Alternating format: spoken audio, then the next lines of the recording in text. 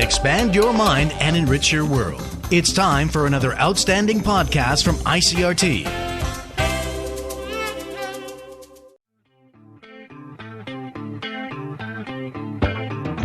Welcome to another podcast edition of Taiwan Talk. I'm Keith Manconi. Today we're going to continue our look at some of the mayoral candidates for Taiwan's November 29th election. We've got interviews with two mayoral candidates for you today, one from Taichung, another from Kaohsiung. Now, before we go any further, a quick production note. We weren't able to get all of the interviews we were hoping to get in this election cycle, so there's going to be some notable omissions. But we do hope that the interviews we did manage to get will help our listeners understand a little bit better what's going into this election cycle. In any event, up first, Compass Magazine's Donovan Smith is going to chat with Taichung mayoral candidate Jason Hu. Here's their conversation. Sitting with me today is KMT candidate Mayor Jason Hu Zhiqiang. Mayor Hu has a PhD from Oxford University and has held posts such as de facto representative to the United States and foreign minister. More recently, he served 2 terms as mayor of the old Taichung city and is currently mayor of the Taichung special municipality. Mr. Mayor, what is your vision for the future of Taichung's public transportation? I want to be an ultra-modern big metropolitan with proper transportation system. So I need to build up the airport, the harbor, and then the 2 loops that I try to do. One is a big loop around Big Taichung, about 40 minutes in total to travel around the city. In addition to the smaller loop we already have, which is 35 minutes around the city. And then I have a railway loop to be built. Do you know that in Taiwan there's no major city that has any single loop, land or rail? But then I have to do the MRT, the BRT, the bus, and iBike. I call this 8-in-1, integrated rapid transport system. Now, Mr. Mayor, with the industrial parks essentially full, how do you see employment in Taichung continuing to grow? First, you need to satisfy the need of all the factories which need lands. We are the only city that has created 4 more industrial parks in the past 3 years. That's about 200 acres. It's not enough. How do we increase employment? In fact, the business prosperity of Taichung is growing so rapidly that 9% by a year, highest in Taiwan. So we have a growth rate of employment which is each year about 22,000 new jobs are created. If you have good booming business, you have no jobs. It is not jobs as jobs. It is job as economic prosperity. Many of the policies put forth by both campaigns are similar and differ by degree. For example, 8 versus 10 kilometers free on the bus. What policies unique to you would you like voters to know about?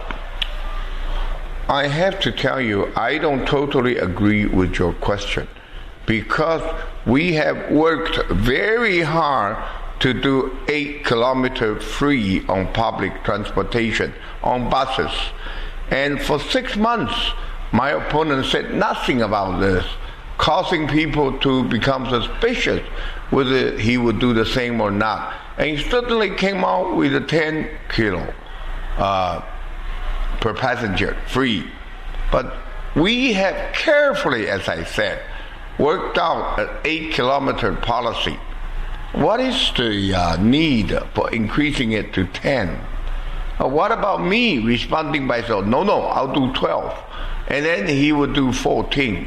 There's no need to do that. You've got to give people some rationale. Got to do some careful calculation. That's the responsible policy. Are you going to tell me that when I do the BRT, he would do super BRT?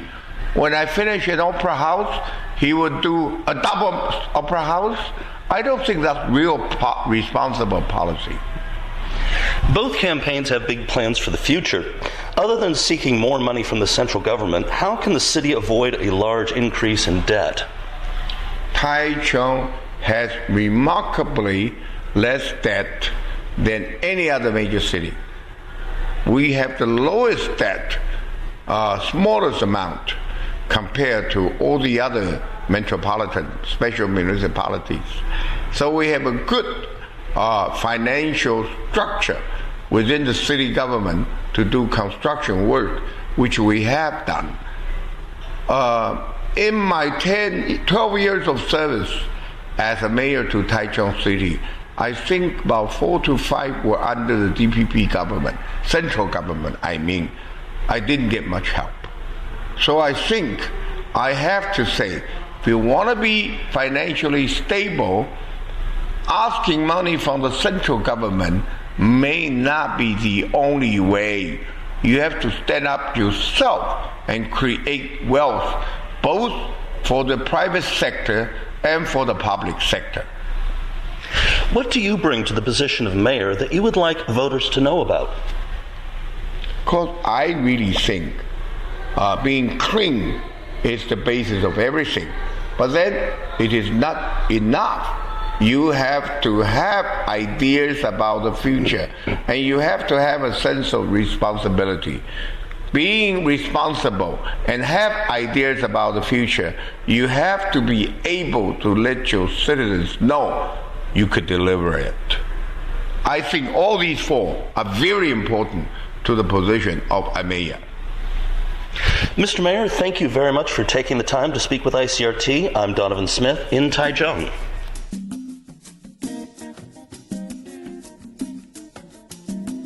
So as I alluded to earlier in the program, we had hoped to hear from Jason Hu's competitor, DPP candidate Lin Jialong, but he declined repeated interview requests.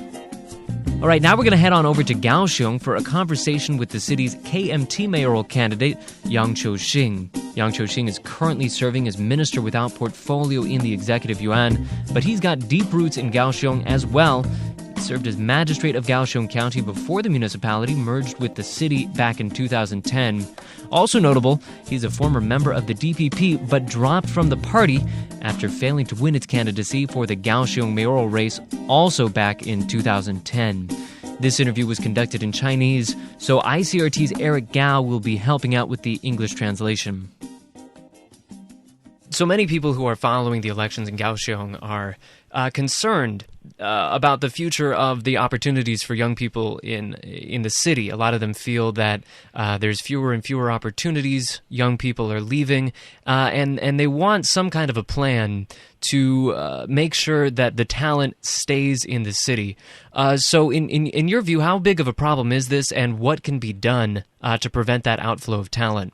高雄确实是这几年来人口外移，大概有近30万的年轻朋友。 Over the past few years, Kaohsiung has experienced an outflow of talent, with about 300,000 young people going to work in other parts of Taiwan or even in China. 那这一部分的话，高雄年轻人在外地工作确实是非常辛苦，他要租房子。 Life is hard for these people because they have extra expenses to worry about, like paying for housing.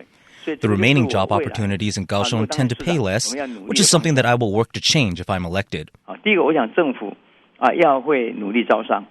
招商就很重要。 I intend to attract new businesses. To do that, you need to create a good investment environment. I will create 200,000 job opportunities. 包括鸿海集团郭台铭董事长都跟我承诺，未来他会帮我把产业链建起来。 Foxconn chairman Terry Guo has promised me that he will help build up the business environment here, and Volkswagen is also coming to Kaohsiung to invest to turn the city into its Asia-Pacific production base. 那其他，我想高雄有很好条件，尤其我们有高雄港。 Kaohsiung has very good fundamentals, especially a good port that we need to build up and connect with the rest of the world, and we need to work on the tourism industry here. So kind of dovetailing on that question that we were just speaking about a moment ago, what about foreign workers in the city? Often Kaohsiung is overlooked by a lot of foreign workers. So what can be done to make Kaohsiung a better place for international workers to live and work and contribute their talents to really building up the city? Kaohsiung doesn't have very many job opportunities, and it is not very international.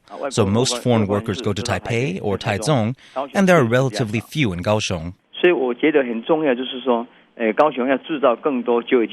Kaohsiung needs to create more job opportunities in general, part of which will naturally go to foreigners, like in tourism. The central government is establishing free economic pilot zones, and the government will loosen laws and have fewer restrictions on foreigners working there.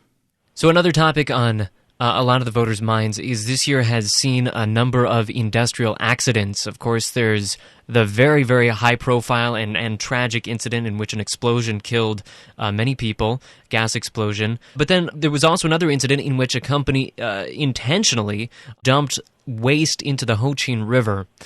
So what's your take on all this? Do you think that there is a stronger role that the government could be playing to ensure that industry is more safe in Kaohsiung? Kaohsiung is a city of heavy industry and is based on the petrochemical industry, so there's more pollution here, especially carbon dioxide emissions. I think the city government needs to do a better job of management. I think both of these incidents happened because of management issues. For the gas pipe blast, during the so-called golden 3 hours, if the city government had properly handled the issue, they could have avoided the blast altogether. They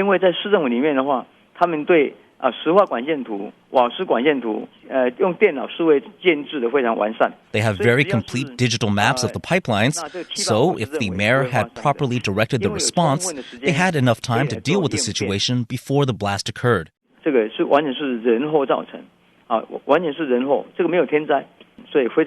wasn't a natural disaster, it was all because of human error. That's what makes it so tragic. For the petrochemical industry, I clearly support the creation of a special petrochemical zone to be located at the Dalingpu area.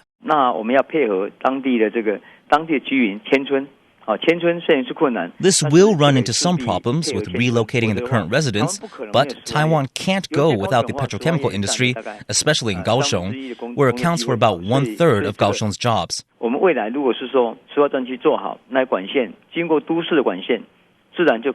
If the zone is established, then pipelines running through the city can, of course, be removed. So, of course, the dangers of industry come in a lot of different forms. What about the pollution issue? What can be done about that? As for pollution, I want to set up a low-carbon innovation area in Kaohsiung. Reducing pollution is an industry in and of itself. So in the future, we want to create low-carbon industries and a green energy zone to both develop green energy and deal with carbon dioxide emissions. So far, a lot of voters are looking at the fact that the city's public transportation system has not been quite as successful as other cities in Taiwan, including Taipei and Taichung, for example. Not very many people, so far at least, not as many people as we might hope, have been interested in riding the Kaohsiung MRT. Its ridership is down much lower than projected. So what direction do you think that Kaohsiung should be taking its public transportation system towards? For the MRT, the existing cross lines aren't enough. It needs to be extended in the future. It should be extended with a light rail line and with a circular line. Also in the future, the bus system needs to have better coverage and be more effective. Given the framework of the MRT, it needs to be integrated with the train network and the bus network. It will need the collective efforts of experts and scholars to improve.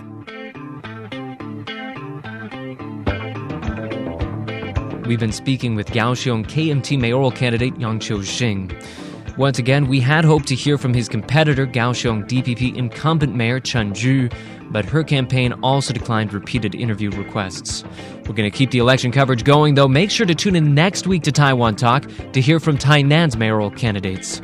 Thanks for listening. For ICRT, I'm Keith Manconi.